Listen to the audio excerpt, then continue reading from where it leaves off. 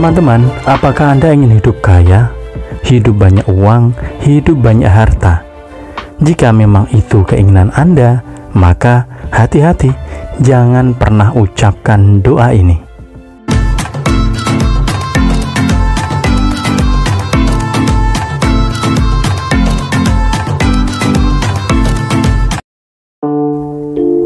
Terima kasih teman-teman, kita ketemu lagi di Inspirasi Mr. Masker. Satu inspirasi kembali saya hadirkan untuk Anda. Kali ini masih berhubungan dengan uang dan juga kekayaan.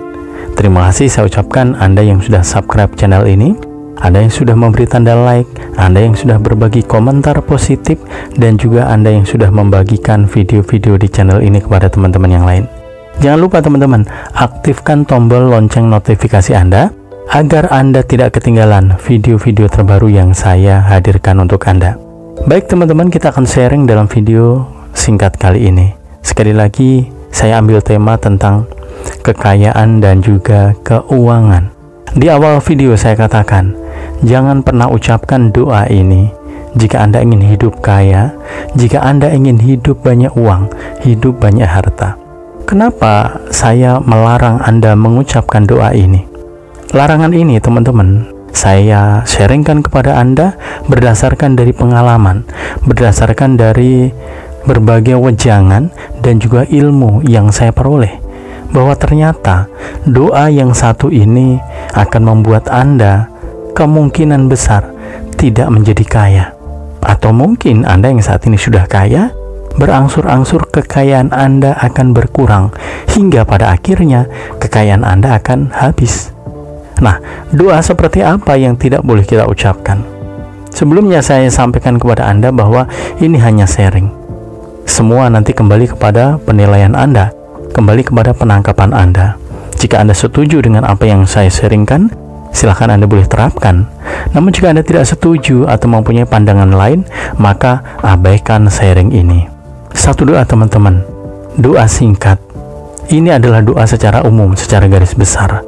Anda silahkan bisa renungkan doa ini, bisa pelajari lebih dalam doa ini, kemudian coba silahkan pikirkan apakah betul bahwa doa ini akan membuat kita sulit untuk menjadi kaya. Doanya kurang lebih seperti ini.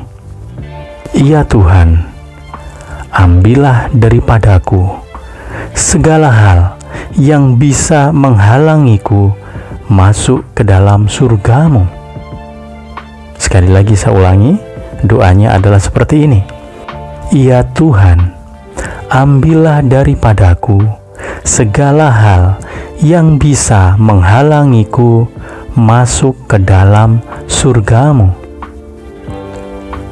Dari doa ini teman-teman kita bisa menangkap inti dari isi doa ini, yaitu kita meminta kepada Tuhan agar Tuhan menyingkirkan segala hal yang bisa menghalangi kita untuk masuk ke dalam surga. Artinya, doa ini adalah doa permohonan agar kita diizinkan masuk ke dalam surganya Tuhan. Sehingga doa ini memang ditujukan untuk Anda, untuk kita semua yang memang kelak ingin masuk surga. Nah, lantas pertanyaannya, apa hubungannya doa ini dengan kekayaan, dengan keuangan? Hubungannya adalah seperti ini teman-teman. Jika Tuhan ternyata mendengarkan doa Anda, kemudian mengabulkannya, artinya di situ Tuhan akan mulai menyingkirkan atau mengambil segala sesuatu hal yang bisa menghalangi Anda masuk ke dalam surga. Salah satunya adalah kekayaan atau harta. Ini hanya salah satu. Artinya ada banyak hal yang mungkin bisa menjadi penghalang kita untuk masuk ke dalam surga. Nah, itulah teman-teman yang nantinya akan Tuhan singkirkan. Penghalang-penghalang itu akan Tuhan ambil. Kenapa disingkirkan? Kenapa diambil oleh Tuhan? Agar perjalanan Anda menuju surga itu lancar, tidak ada halangan. Kurang lebih demikian teman-teman isi dan inti dari doanya. Dan mari kita akan balik lagi kepada kekayaan atau keuangan tadi. di mana kekayaan atau keuangan tadi merupakan salah satu hal yang mungkin bisa menjadi penghalang atau penghambat Anda masuk ke dalam surga. Kenapa kekayaan atau keuangan ini bisa menjadi penghambat atau bisa menjadi penghalang? Mari kita mulai merenung, melihat ke dalam diri kita. Betulkah kekayaan yang kita miliki, harta yang kita miliki, ini bisa menghambat cita-cita kita, keinginan kita untuk masuk surga? Anda pasti percaya, Anda juga pasti setuju bahwa untuk masuk surga tentunya harus memenuhi persyaratan-persyaratan. Persyaratan-persyaratan itu adalah sesuatu hal yang Tuhan anggap layak untuk kita masuk ke dalam surganya Tuhan. Orang-orang yang berkenan itulah yang akan layak masuk ke dalam surganya Tuhan. Nah, orang-orang yang layak, orang-orang yang berkenan ini adalah mereka yang bukan hanya mengucapkan doa setiap hari, rajin beribadah, rajin berbuat amal, ya, rajin berbuat kebaikan. Tentunya bukan hanya itu saja, tetapi lebih dalam lagi adalah mereka yang berkenan atau layak adalah mereka yang menjalankan apa yang Tuhan perintahkan. Ini bisa Anda pahami melalui perenungan-perenungan. Hal-hal apa saja sebenarnya yang Tuhan inginkan. Itulah teman-teman yang nantinya akan menjadi syarat-syarat untuk masuk surga. Balik lagi kepada kekayaan atau keuangan tadi. Betulkah kekayaan yang kita punya bisa menghalangi niat kita untuk masuk surga? Mari kita lihat sekeliling kita, mari kita merenung lebih dalam. Kenyataannya teman-teman, meskipun tidak semua, tidak jarang kekayaan ataupun harta itu membuat kita jauh dari Tuhan. Kekayaan atau harta kita seringkali membuat kita menomorduakan Tuhan. Seringkali kekayaan itu membuat kita lebih bahagia daripada kebahagiaan kita bersama Tuhan. Seringkali kekayaan ataupun harta kita membuat kita melanggar perintah-perintah Tuhan. Seringkali menyakiti hati Tuhan, mengecewakan Tuhan. Saya tidak akan menghakimi, dan memang tidak boleh kita saling menghakimi. Tetapi mari kita introspeksi, kita melihat ke dalam diri kita masing-masing. Betulkah harta, kekayaan yang kita punya seringkali membuat kita jauh dari Tuhan, membuat kecewa Tuhan, menomorduakan Tuhan? Mari kita lihat secara sederhana. Apakah kita pernah mempunyai sikap sombong atas harta atau kekayaan yang kita miliki? Apakah kita kadang pernah menjadi pelit atau menjadi kikir karena harta atau kekayaan yang kita miliki? Apakah pernah kita bersikap angkuh oleh karena kita merasa memiliki banyak harta atau kekayaan? Ataukah kita pernah dan mungkin sering bersikap serakah untuk menguasai lebih banyak harta? Atau apakah kita pernah merasa kehilangan yang namanya cinta, namanya welas asih, namanya kasih di dalam diri kita oleh karena harta atau kekayaan yang kita miliki? Apakah pernah kita merasa bahwa apa yang kita miliki adalah murni milik kita, hasil dari jerih payah kita, hasil dari usaha kita?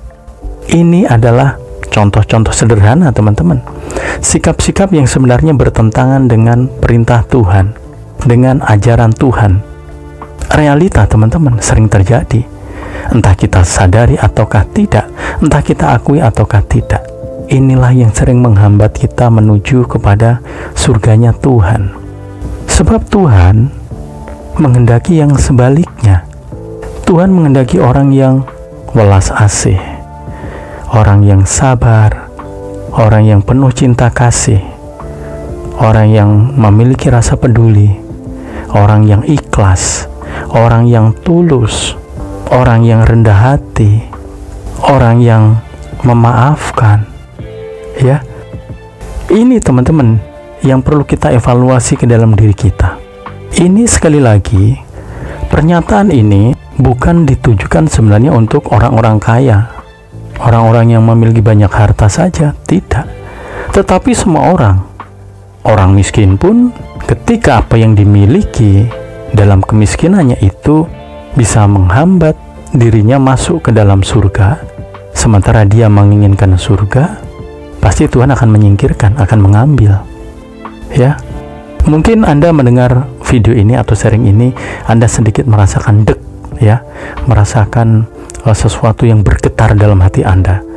Di sisi lain mungkin Anda tidak sependapat, Anda tidak setuju. Di sisi lain mungkin saat ini Anda sedang merenung, apakah betul demikian? Saya yakin terjadi banyak pertentangan, terutama Anda yang saat ini memiliki banyak harta, keuangan Anda bagus, Anda memiliki banyak aset. Mungkin muncul berbagai macam pembelaan dalam diri Anda. Tetapi mari kita pahami ini teman-teman dengan lebih sabar, dengan lebih rendah hati, ya, tanpa didorong oleh rasa emosi. Tetapi sungguh-sungguh mari kita renungkan, apakah betul demikian bahwa harta atau kekayaan yang kita miliki seringkali menjadi penghambat dalam kita menuju atau masuk ke dalam surganya Tuhan. Ketika Anda melihat orang lain, orang itu membutuhkan sesuatu, tetapi dia tidak memilikinya, dan sementara Anda mempunyai lebih, kemudian Anda berlalu begitu saja, Anda bersikap masa bodoh. Ini sudah merupakan satu hal yang tentunya mengecewakan hati Tuhan, yang bertentangan dengan apa yang Tuhan ajarkan melalui semesta ini. Maaf kata, Anda mempunyai saat ini hidup kaya, hidup mewah, mempunyai banyak aset. Tetapi di sekitar Anda banyak orang-orang yang maaf kata, hidupnya masih serba berkekurangan, masih penuh dengan cobaan, penuh dengan penderitaan, dan kita tidak tanggap dengan hal demikian. Itulah sebenarnya yang mengecewakan hati Tuhan. Atau mungkin kita sering bersikap seolah-olah apa yang kita miliki saat ini adalah milik kita, hasil dari jerih payah kita, hasil dari usaha keras kita, sehingga kita akan menyimpan itu rapat-rapat karena kita menganggap bahwa ini punya saya, ini hasil jerih payah saya. Sikap ini pun juga sudah mengecewakan hati Tuhan, sudah tidak sesuai dengan apa yang Tuhan inginkan, yang Tuhan kehendaki. Sebab kita merasa mengklaim, ya, kita merasa ingin menguasai apa yang Tuhan punya. Apa yang kita miliki saat ini teman-teman sebenarnya bukanlah murni dari usaha atau jerih payah kita, bukan. Tetapi karena kemurahan hati Tuhan, melalui hukum-hukum yang ada di semesta ini, Anda mampu masuk ke dalam hukum-hukum tersebut sehingga Anda berhak atau layak untuk mendapatkannya, tetapi bukan untuk mengakui sebagai milik Anda, bukan.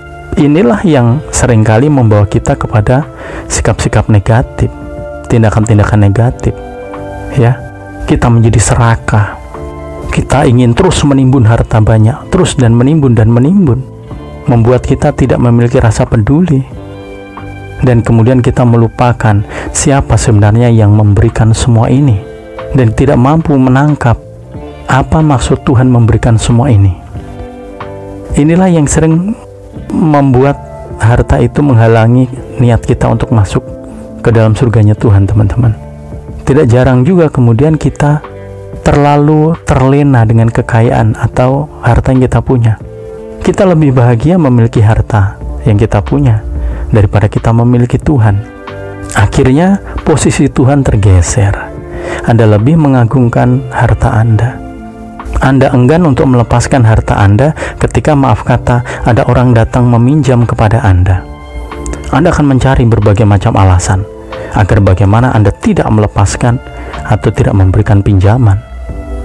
Atau mungkin orang datang meminta bantuan kepada Anda akan sedemikian rupa mencari alasan bagaimana agar Anda tidak memberikan bantuan itu, padahal Anda memilikinya.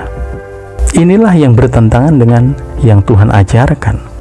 Anda lebih memegang erat, memegang teguh, lebih kemudian mementingkan harta yang Anda miliki atau kekayaan yang Anda miliki. Kenapa? Ada banyak alasan. Salah satunya mungkin kekhawatiran. Mungkin Anda khawatir, aduh, nanti kalau saya kasih bantuan, besok dia datang minta bantuan lagi, besok dia datang minta bantuan lagi. Aduh, kalau nanti saya kasih pinjaman, saya takut nanti dia tidak bisa mengembalikan, rugi saya. Pikiran-pikiran itu mungkin sering muncul, teman-teman.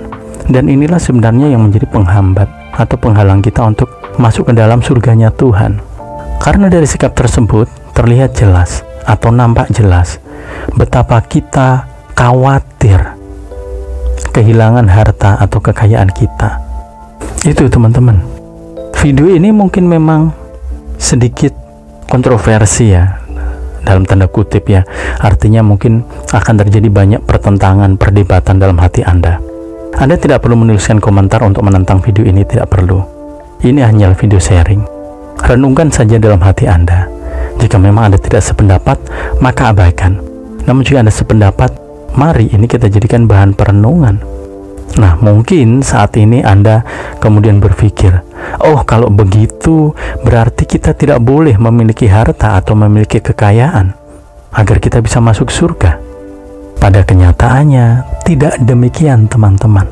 Ada kabar baik, di mana kabar ini akan membuat Anda justru akan lebih bersemangat untuk mewujudkan niat Anda kelak bisa masuk ke dalam surganya Tuhan tanpa Anda khawatir akan hidup Anda, akan hal-hal yang Anda butuhkan dalam hidup Anda, termasuk untuk kebutuhan keluarga Anda, kebutuhan generasi Anda.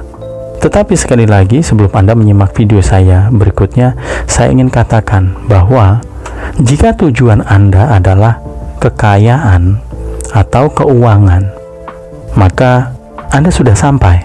Perjalanan Anda sudah selesai.